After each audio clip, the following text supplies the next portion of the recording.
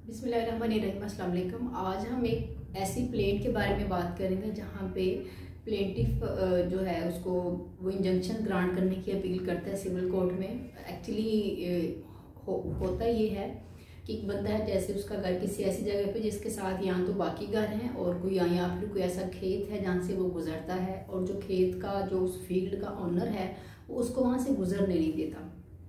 तो वहाँ पे वो एक प्लेन जो है वो ऐसे ड्राफ्ट करवाएगा और सिविल कोर्ट में फाइल करेगा कि उसके लिए जो है ना इंजंक्शन ग्रांट कर दिए जाएँ।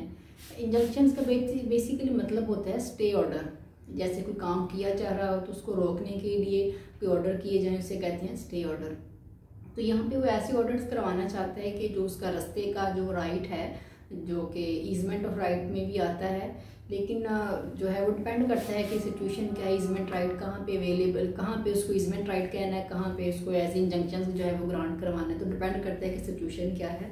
तो आज हम इस प्लेन के बारे में बात करेंगे और देखेंगे कि उसको कैसे ड्राफ्ट किया जा सकता है। उसी तरह सबसे पहले आप लिखेंगे in the court of senior civil जज Lahore, Malak Iftikhar son of Ahmedin, residence of 123B model town Lahore, plaintiff. ये प्लेंटिफ है, इसने इंजंक्शन ग्रांट करवाने हैं, राइट। अब वर्सेस यानी कि जो डिफेंडेंट है वो कौन है, Ali Raza son of Ali Haider, residence of 11H model town Lahore, defendant नीचे आप लिखेंगे। फिर आप ऐसे तरह से टाइटल देंगे सूट फॉर परमानेंट इंजंक्शंस, यानी कि उसको फॉर एवर जो है ये इंजंक्शन ग्रांट कर दिए जाएं। It is respectfully submitted as under. अब वो क्या उसको जो है कोर्ट को बताता है, उसकी क्या क्या एलिगेशन हैं, वो हम 1 2 3 4 करके लिखेंगे। दैट द प्लेंटिफ यानी कि जो प्लेन फाइल कर रहा है वो is an owner in possession of house situated at Model town Lahore, the copy of ownership document attached with this suit, यानी कि वो जिस घर में खुद रह रहा है उसने उस घर को वो उसकी पोजेशन उसके पास है और जो उसकी ऑनरशिप की जो कॉपी है वो उसने साथ अटैच कर दी है। That the plaintiff is entitled to a right of way from and to the said house for himself, his family members, relatives and servants, and similar is right of plaintiff for his vehicle at all times of the year on the field belonging to the defendant which is adjacent to the house of the plaintiff। अब उसमें ये कह रहा है कि ये मैंने अपने घर की जो मेरी ओनरशिप की कॉपी वो मैंने साथ लगा दी है, और अर्ज ये कर रहा है कि मुझे मेरे घर वालों को, मेरे फैमिली मेम्बर्स को, मेरे सर्वेंट को और मेरी गाड़ी को पूरे साल और फॉर एवर यहाँ से गुजरने की इजाज़त दी जाए, जो कि जो डिफेंडेंट का फील्ड है उसके घर के साथ है। ऑन 30th डे ऑफ, कोई भी मंथ लिख लें, कोई भी डे लिख लें, कोई भी ईयर लिख लें।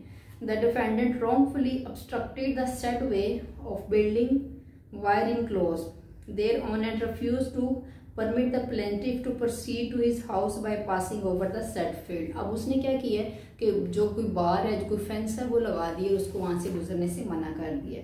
That the plaintiff has been continuously enjoying the said right for more than 20 years, 20 साल से ज़्यादा वो जो है वो इस राइट को एंजॉय कर रहा है without any obstruction from the defendant। Therefore, the plaintiff has acquired a full right of easement of passing over the field। वो ये कह रहा है कि 20 साल से मैं इस फील्ड को इस्तेमाल कर रहा हूँ, तो इसलिए मेरा ईजमेंट राइट यहाँ पे क्रिएट हो जाता है। अब ये एक डिफरेंट टॉपिक है कि ईजमेंट राइट अगर वो गवर्नमेंट प्रॉपर्टी तो कितनी देर के बाद जो है वो क्रिएट होता है, और अगर वो प्राइवेट प्रॉपर्टी तो कितनी देर के बाद जो है वो क्रिएट किया जा सकता है। तो this is a different topic. अब हम बात कर रहे हैं जस्ट आज इंजंक्शंस की कि वो कैसे ग्रांट किए जाते हैं या कैसे उसकी जो है प्लेन वो ड्राफ्ट की जाती है।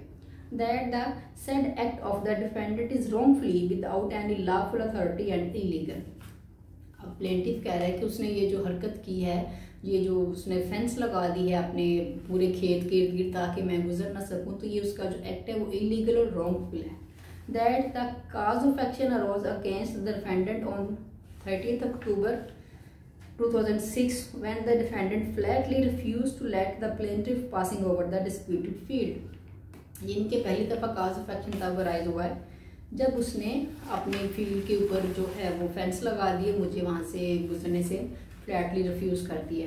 That since the plaintiff and defendant reside at Lahore and violation of easement right of the plaintiff has occurred in Lahore and disputed field is situated in Lahore and disputed field is situated in Lahore. Therefore this court has jurisdiction to try this suit. ये jurisdiction के बारे में बता रहा है कि मैं भी यहाँ पे लाहौर में रहता हूँ, डिफेंडेंट भी लाहौर में रहता है, और जो फील्ड है, जो डिस्प्यूटेड फील्ड है वो भी लाहौर में, तो इसलिए लाहौर की जो है वो jurisdiction, लाहौर सिविल कोर्ट जो है उसकी वो jurisdiction बनती है.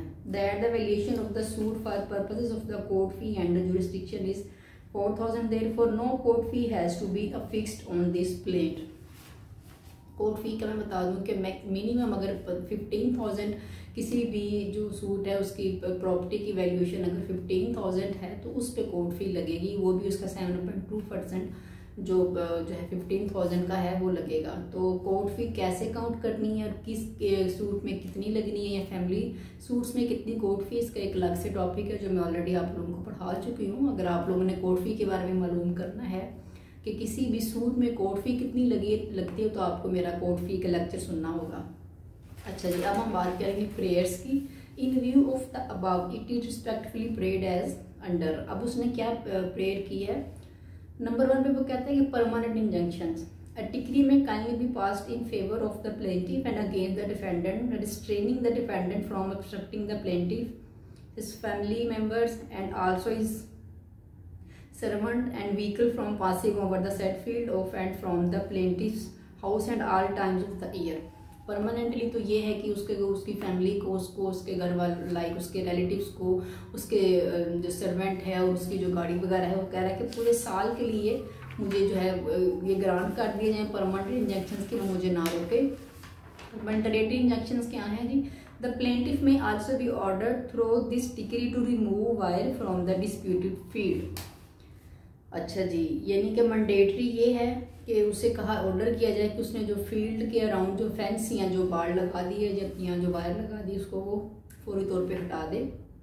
Heavy cost may also be award to the plaintiff.